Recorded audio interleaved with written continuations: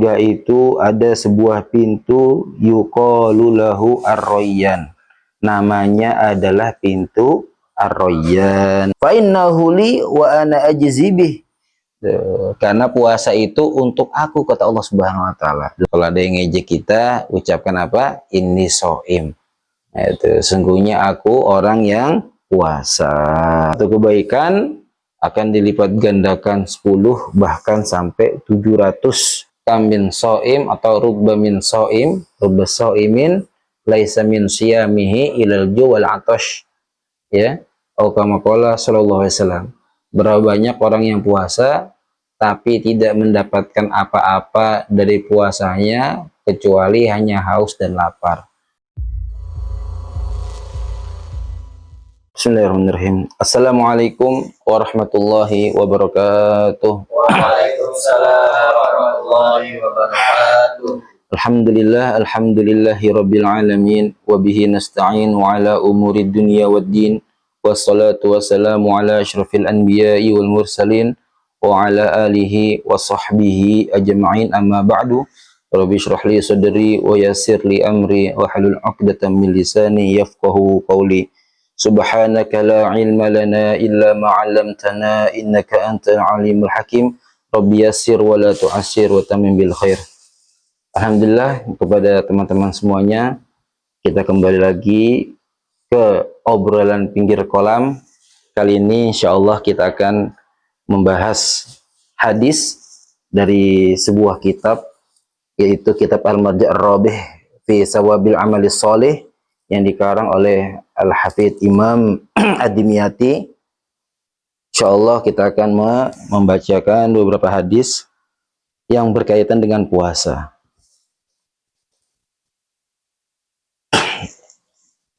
Bismillahirrahmanirrahim. Abwabus Shaum, thawabus shaumi, pahalanya puasa.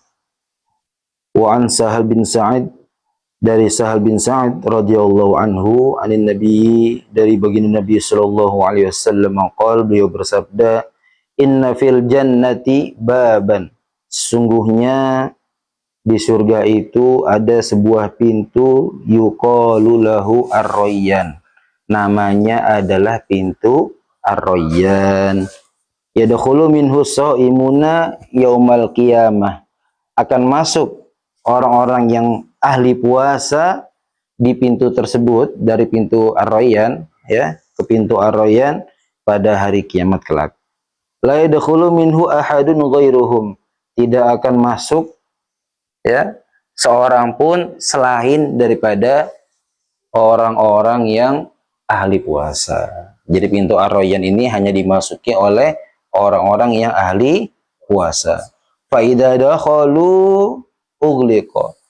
Apabila orang-orang yang as-shaimun, ahli puasa ini masuk pintu ar-rayyan, ughliqa, maka pintu tersebut langsung ditutup. Falam yadkhul minhu ahadun. Tidak akan masuk, ya, ke pintu atau lewat pintu ar-rayyan selain orang-orang yang ahli puasa. Semoga Allah Subhanahu wa taala golongkan kita, ya, termasuk orang-orang yang ahli puasa. Sehingga kita bisa masuk pintu ar-rayyan. Rawahul Bukhari wa Muslim. Ini hadis diriwayatkan oleh Imam Bukhari dan Imam Muslim. Wa Ibnu Khuzaimah, dan riwayatnya Ibnu Khuzaimah, illa annahu qala, mengatakan fa idza dakhala akhiruhum ughliq. Apabila, ya,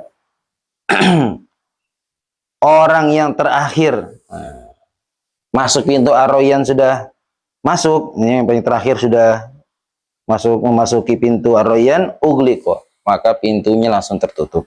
Man dakhala syariba, barang siapa yang masuk, ya, pintu ar-rayyan, syariba, maka dia akan minum. Wa man syariba lam yadma abada, dan barang siapa yang telah minum, ya, di dalam pintu ar-rayyan tersebut, ya, di surga yang lewat pintu ar-rayyan, lam yadma abada, maka dia tidak akan haus selamanya, ya. Jadi walaupun nggak akan haus selamanya, bukan berarti kembung, ya, Jadi bukan berarti kita sudah puas, tidak. Ya, kalau kenikmatan di surga ini beda dengan kenikmatan di dunia. Kenikmatan di dunia ya mungkin segelas, ya 2 gelas, apa 3 gelas kita udah kembung. Makan 1 piring, 2 piring, 3 piring kita udah kenyang, udah begah, ya kan? Dan rasanya itu aja, ya suapan pertama ya 1 piring ya rasanya itu aja. Tapi kalau di surga ya 1 piring, ya 1 tegukan, 1 suap, ya. Nah, ini berbeda dengan suapan berikutnya. Ya kita misalkan minum jus nih 1 gelas, kopi lah nih, ya. Nah, tegukan pertama, tegukan kedua ini beda. Tegukan yang kedua berbeda dengan tegukan yang pertama. Makin enak intinya, ya. Makin enak rasanya, Masya Allah. Semoga Allah Subhanahu Wa Taala ya memasuki kita ke surganya. Amin ya Rabbal Alamin. Hadis berikutnya, wa an Abi Hurairah radhiyallahu anhu qol, dari Abu Hurairah radhiyallahu anhu mengatakan, qala telah bersabda Rasulullah sallallahu alaihi wasallam, qala Allahu azza wa jal, Allah Subhanahu wa taala berfirman, ya. Kalau ini hadis ini namanya hadis qudsi, ya. Jadi firman Allah yang ada di hadisnya itu biasanya diawali dengan qalallahu tabaraka wa ta'ala atau qalallahu azza wa jal. Itu namanya hadis qudsi. Kullu amal ibni Adam lahu, setiap amal ibnu Adam lahu untuknya. Semua amal manusia, setiap amal manusia itu untuknya, illa saum, kecuali puasa. Fa innahu li wa ana ajzi bih. Karena puasa itu untuk aku, kata Allah Subhanahu wa taala dalam hadis qudsi, dan aku sendiri yang akan membalasnya. Balasnya berapa? Saat balasannya orangnya puasa, nggak tahu, Allah Subhanahu wa taala yang balas, ya. Jadi ada amal itu yang balasnya ketahuan. Ada amal, ya, satu kebaikan nih, ini minimalnya Allah Subhanahu wa taala lipat 10. Man jaa bil hasanati falahu asyru amsalihha. Barang siapa yang beramal 1, maka Allah Subhanahu wa taala akan lipatkan menjadi 10. Bahkan sampai ada amal yang sampai 700. Tuh, ya. Kalau sedekah, contoh sedekah fisabilillah, dia infak fisabilillah, ya, itu kelipatannya menjadi 700. Jadi ada 10, 700. Nah, bahkan ada amal ini yang kelipatannya hanya Allah Subhanahu wa taala lebih dari 700, ya. Allahu yudha'ifu liman yasha. Semaunya Allah Subhanahu wa taala. Tuh, ya. Dan ada amal yang kelipatannya nggak ketahuan, ya, besar pahalanya nggak ketahuan. Itu seperti pahalanya orang yang puasa. As-saumuli, kata Allah Subhanahu wa taala, puasa itu untuk aku, wa ana jizbi, dan aku yang akan membalasnya. Wasiyamu junnatun, dan puasa itu berikutnya, puasa itu adalah perisai. Perisai dari, ya, penghalang daripada kita dari penghalang kita dari api neraka. Fa idza kana yaumu shaumi ahadikum fala yarfuth, apabila, ya, di hari puasanya kalian, ya, maka jangan ngomong kotor, wala yaskhab, dan jangan buat gaduh, buat onar. Fa insabahu ahadun, ya, kalau ada yang mencaci kalian, ya, falyaqul inni shaim. Kalau ada yang ngejek kita, ucapkan apa? Inni shaim. Nah, itu sungguhnya aku orang yang puasa. Karena kan kalau orang baca Quran nih, Bismillahirrahmanirrahim, Alhamdulillahirabbil alamin. Lagi ngapain saya? Ya. Allahu Akbar. Nah, gak ketahuan, udah jelas. Subhanallah, subhanallah, subhanallah. Zikir. Tapi kalau puasa ngapain coba puasa itu? Ya kan? Ya kan? Tidur enggak ini kan. Tuh, jadi puasa nggak ketahuan. Maka kalau ada orang ngejek kita, kita bilang ke dia, ya, saya lagi puasa. Nah, itu ya. Tuh. Kemudian walladzi nafsu Muhammadin biyadih, dan demi zat yang jiwa Muhammad itu ada di tangannya. Maksud tangan itu ada dalam kuasanya Allah Subhanahu wa taala. Bukan berarti Allah punya tangan. Jadi kalau ada, jadi kita jangan mentajsimkan Allah. Jangan menjisimkan Allah, ya. Allah punya tangan, Allah punya mata. Kalau ada ayat-ayat Quran, hadis-hadis yang seperti menggunakan lafaz iyad atau ain, mata, disandarkan kepada Allah, maka itu perlu ditakwil, gitu. Biadihi maksudnya dalam kuasa genggaman Allah. La khulufu famis shaimi, sungguh bau mulut orang yang puasa, atyabu, ya, lebih disukai, lebih disenangi indallah, di sisi Allah, min rihil misik, daripada minyak misik. Ya, bau mulutnya orang yang puasa ini lebih Allah cintai daripada, ya, minyak misik. Maksudnya apa? Bukan minyak misiknya itu. Ini ada orang, ya, ada orang, ya, puasa. Satu dia puasa, ya, dari pagi, dari terbitnya fajar sampai siang, lewat siang, itu otomatis mulutnya bau. Kenapa? Karena nggak ada makanan masuk, diamnya yang lama. Karena terjadi diamnya yang lama menyebabkan mulutnya bau. Yang kalau itu bau mulutnya orang yang puasa Allah senang. Tapi kalau bau mulutnya orang yang enggak puasa, ya kan, ini kebalikannya, ya, kebalikannya. Kalau bau mulut orang yang enggak puasa, dia gosok gigi harus, ya. Nah, tapi kalau orang yang, ya, puasa sehingga mulutnya berbau, ya, nah, maka ini apa namanya, Allah senang. Makanya dalam fikihnya nih, ya, apa namanya, kalau orang itu puasa terus kemudian sampai tergelincirnya matahari atau azan zuhur lah, itu dia sudah, itu kalau dia mau bersiwak, itu udah makruh hukumnya, nggak boleh bersiwak sampai kapan? Azan zuhur lah, gitu. Jadi kalau masih jam 9 pagi, jam 8 itu masih boleh gosok gigi, ya. Tapi jangan ketelan airnya, ya, apalagi odolnya, ya, jangan. Tuh. Ya, jadi apa namanya, gimana hukumnya gosok gigi atau siwakan selepas zawalul syams atau azan zuhur? Jawabannya makruh, ya, pendapat mazhab Syafi'i, ya. Apa? Makruh. Tuh, bagi orang yang berpuasa, Tapi memang ada khilaf. Imam Nawawi, ya, mengatakan, tapi Imam Nawawi mengatakan tidak makruh, adamul karohah. Itu kenapa? Karena itu bau mulutnya orang puasa itu bukan dari gigi, tapi dari lambungnya, ya. Nah, tapi beliau itu berpendapat adabul karohah, pendapat beliau sendiri, tidak mengatasnamakan mazhab. Hadapnya Imam Nawawi begitu kalau beda pendapat, ya. Kalau ulama terdahulu. Terus kemudian jadi bau mulutnya orang puasa itu Allah cintai daripada orang pakai minyak wangi di majelis-majelis. Ini enggak? Nah, kenapa orang pakai minyak wangi sholat Jumat, hadir majelis ilmu, itu kan wangi tuh, sunnah itu. Nah, Allah lebih senang bau mulutnya orang yang puasa.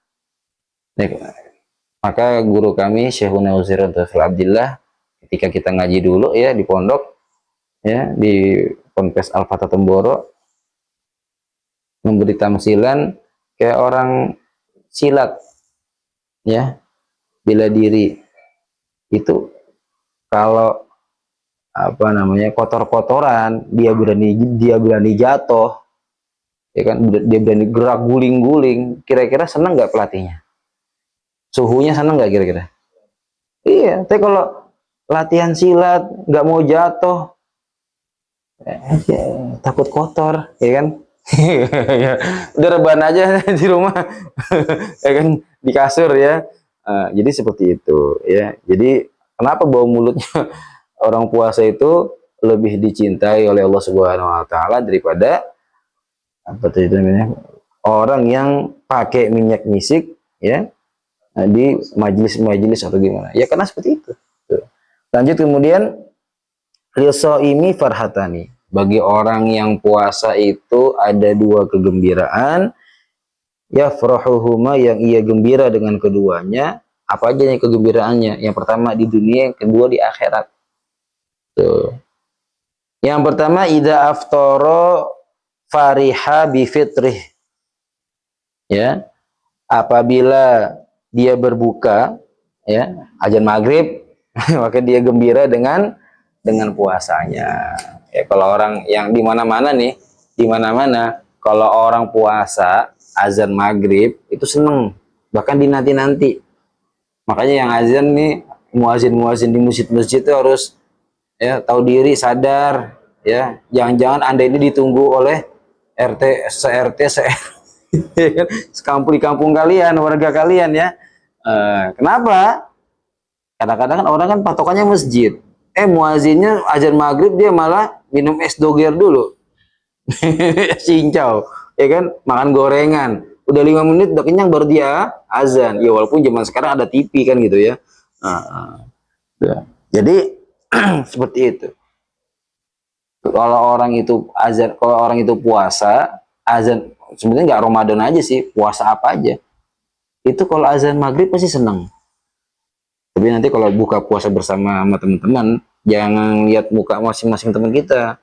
Lu kok biasa aja, jangan-jangan gak puasa, jangan. Jadi sudah menjadi nas hadis di sini ya.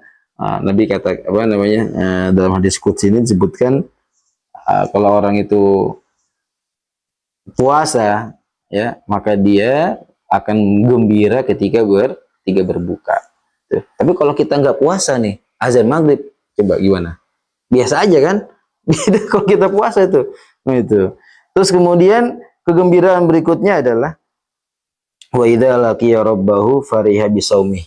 Ketika dia berjumpa dengan Allah Subhanahu wa taala, Rabbnya, maka dia gembira dengan puasanya. Ntar di akhirat ada orang gembira dengan zikirnya, dengan sholatnya, ya, dengan amal sedekah yang lainnya. Nah, nanti orang-orang yang ahli puasa, mereka akan gembira dengan puasanya ketika di akhirat berjumpa dengan Allah Subhanahu wa taala.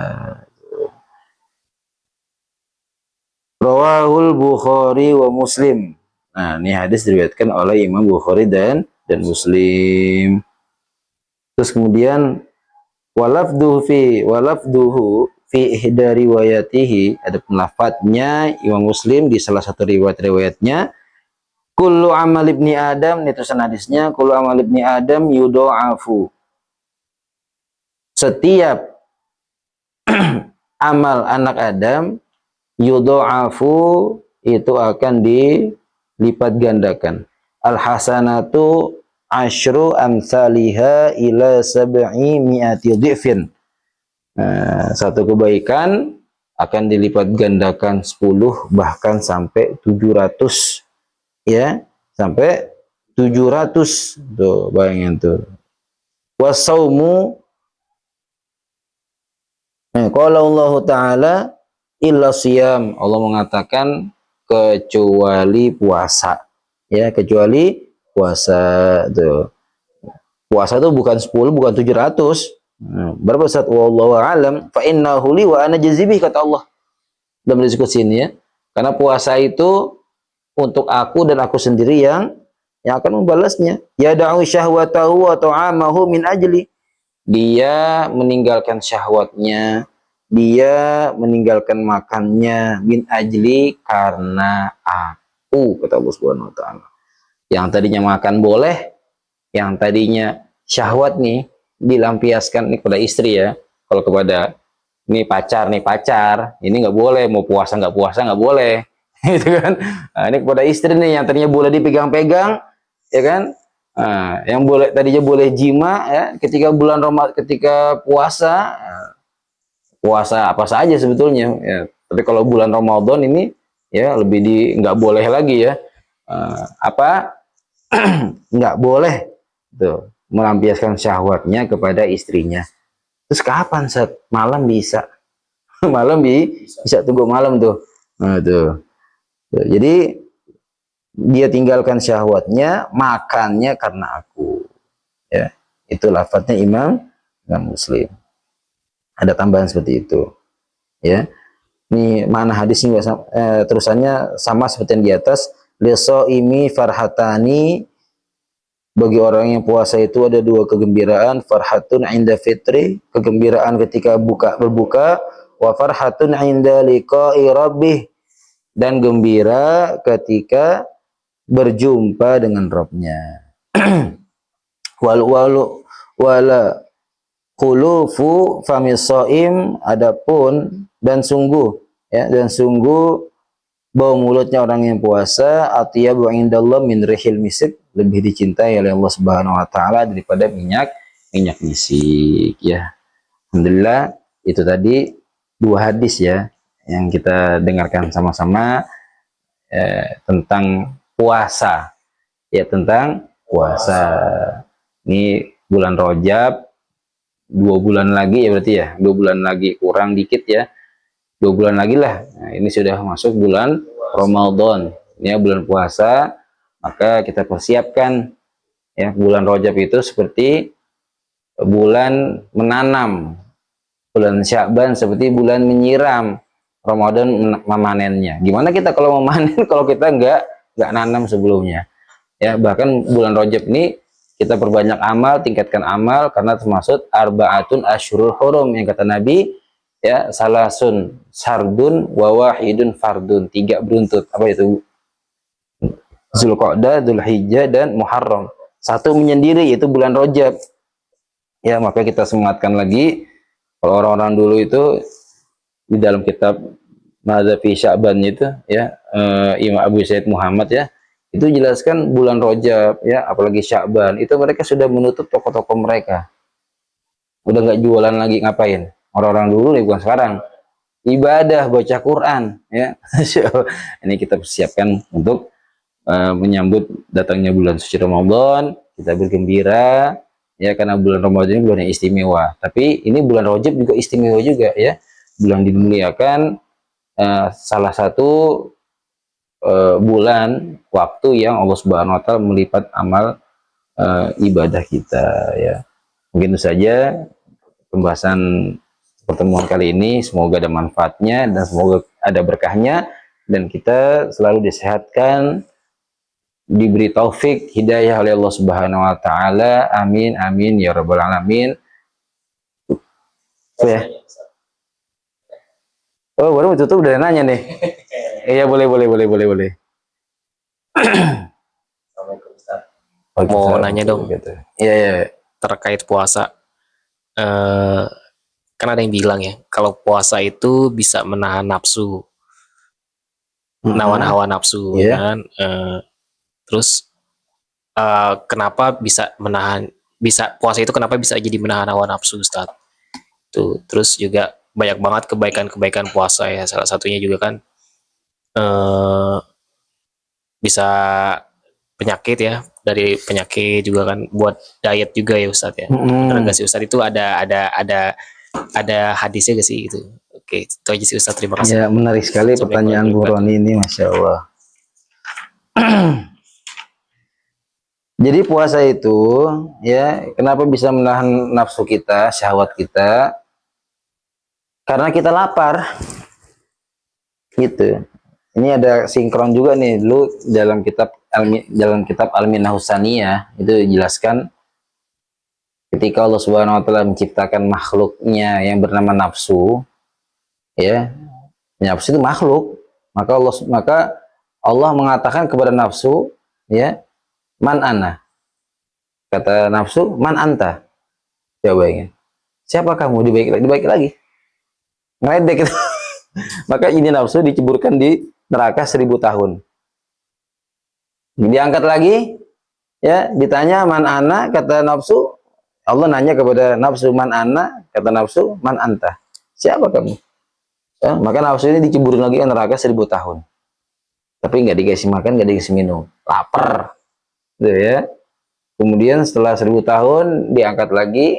Ketika ditanya man ana, kata nafsu, antarobi. Ini udah lemas banget nafsu nih. Antarobi itu ya. Jadi kan kalau kita lapar ya kan, jadi nafsu kita akan lemes ya kan? Itu yang menyebabkan, makanya fungsinya puasanya apa sih? Kan dalam firman-Nya Allah Subhanahu wa taala sebutkan dalam surat Al-Baqarah itu 183 ya. Ya ayyuhalladzina amanu, wahai orang yang beriman, kutiba alaikumusiyam, difardukan atas kalian puasa, kama kutiba alal ladzina min qablikum la'allakum tattaqun, sebagaimana telah diwajibkan kepada orang-orang sebelum kalian, la'allakum tattaqun, supaya kalian bertakwa. Artinya apa? Puasa itu memudahkan kita untuk bertakwa. Gitu. Jadi di antara fungsinya puasa ya kita gampang untuk bertakwa gitu loh. Makanya di antara banyak guru-guru yang mentarbiyah muridnya itu dengan puasa. Kadang-kadang kalau amalan-amalan apa gitu ya, minta wirid-wirid, hizib-hizib apa itu, biasanya banyak guru-guru kiai-kiai mereka menganjurkan untuk mengamalkannya dengan puasa. Jadi kita kan kalau orang umum kan dia baca ayat kursi, baca aja tuh Al-Fatihah, dia baca aja, tapi sebenarnya itu ada puasanya. Kalau mau di ijazah, kalau minta ijazah ke guru-guru, ke kiai-kiai ya, nah, makanya puasa ini luar biasa. Banyak orang baik sebab puasa gitu. Jadi nafsu itu kalau kita puasa tadi akan lemes. Itulah yang menyebabkan kita gampang beramal gitu. Terus kemudian makanya kalau orang ini ya, banyak di kitab-kitab fikih itu jelaskan kalau orang itu sahurnya banyak makannya kan 3 piring ya, 3 piring. Itu bisa menjadi makruh karena tujuan puasanya ntar hilang gitu. Itu dia nggak jadi lapar gitu loh. Dan puasa kita itu nggak menyiksa gitu, makanya disyariatkannya, disunahkannya apa? Sahur. Jadi biar ente nggak loyo nih ya, apa? Sahur gitu. Udah kenyang saat kemarin malam sebelum tidur habis taraweh makan 3 piring. Nah, kembung deh tuh, minumnya belum ya kan, esnya, sehingga bangun tidur masih kenyang. Walau bijur atil ma, tuh di kitab Takrir Sadidah ada, di kitab-kitab fikih banyak jelaskan ya, sahurlah walaupun seteguk air, walaupun satu kurma ya, sahur tuh. Karena tasaharu fa inna fis suhur barokah, karena dalam makan sahur, di waktu sahurnya itu sendiri itu ada keberkahan. Berkah kok ente nggak mau ya enggak itu. Terus kemudian puasa itu apakah bisa menyebabkan sehat? Iya ya, itu nas hadis itu, kata Nabi SAW, sumu tasihu, puasalah kalian maka kalian akan sehat. Ini percaya nggak sama sabda Nabi ya? Ya kan, sumu tasihu, puasalah kalian maka kalian akan sehat. Nih riwayat Abu Hurairah di Tobroni juga ada, di kitab ini ada juga nih tuh, sumu tasihu, puasalah kalian maka kalian akan sehat. Dan ternyata kan terbukti bagi Nabi SAW ada manusia yang paling sehat ya itu. Jadi ada istirahatnya lah di perut nih ya, jangan ya, pagi ya udah makan 3 kali tuh, maaf nih saya nggak nyebutin merek ya, makan ini ya, siang makan lagi, pagi sarapan ya kan, terus kemudian enggak, sebelumnya ganjel sarapan apalagi itu istilahnya itu ya kan, ngopi itu ada gorengan juga dimakan sama dia tuh ya enggak, bahasanya ngopi kan gitu kan. Siang makan siang ya kan, jadi makan berapa kali sehingga perutnya nggak istirahat ya tuh. Jadi biar ada jeda lah. Bahkan kalau orang-orang diet ya, banyak mereka yang mengamalkan puasa artinya nggak makan sekian jam gitu itu. Tapi kalau puasa kita kan puasa secara syar'an itu kan ya tidak makan dan minum, dan hal-hal yang membatalkan puasa mulai dari terbitnya fajar, azan subuh sampai azan maghrib dengan niat puasa. Kalau ente kagak niat puasa ya nggak dihitung puasa itu, maka diniatkan puasa. Orang-orang yang diet mereka juga nggak makan tuh. Cuma mereka mungkin nama itu dietan. Jadi kalau kita kan nama itu somagodin. Allah alam bisawab. Kan ada pertanyaan, Bang Anha? Waduh. Assalamualaikum warahmatullahi wabarakatuh. Waalaikumsalam warahmatullahi wabarakatuh. Mau nanya, bagaimana hukumnya orang yang puasa tapi dia tidak sholat? Jadi gini, banyak yang kita temuin ini, orang ini jarang sholat misalnya gitu. Tapi ketika bulan Ramadan dia rajin sekali puasanya. Tapi sholat lima waktunya nggak dikerjain. Itu bagaimana hukum Mas Ustaz? Makasih, Ustaz. Iya. Ini menarik sekali ya. Jadi dalam sebuah hadis juga dijelaskan, disebutkan kam min soim atau rubba min soim, rubba soimin laisa min siyamihi ilal ju wal atash, ya, atau kama qala sallallahu alaihi wasallam. Berapa banyak orang yang puasa tapi tidak mendapatkan apa-apa dari puasanya kecuali hanya haus dan lapar, ya.